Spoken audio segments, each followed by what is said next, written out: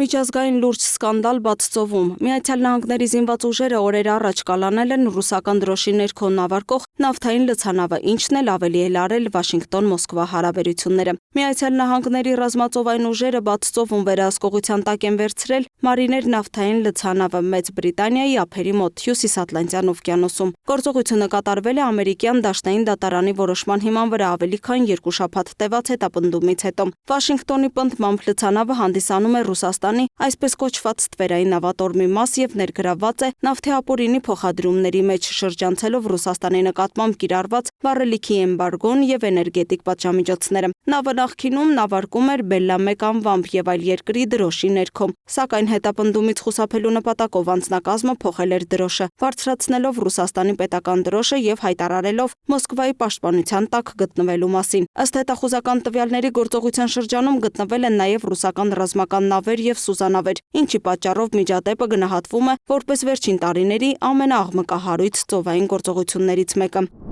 Ռուսաստանի արտաքին գործերի նախարարությունը միջադեպը որակել է որպես միջազգային ծովային իրավունքի լուրջ խախտում։ Ռուսաստանի արտգործնախարարության հայտարարության մեջ մասնավորապես նշվում է. Միացյալ Նահանգների զինծառայողների կողմից բաց ծովում խաղաղ նավի փաստացի առգրավումը, նաև անձնակազմի գերեվարումը հանդիսանում է միջազգային ծովային իրավունքի հիմնարար սկզբունքների եւ նորմերի նավարկության ազատության կոպիտ խախտում։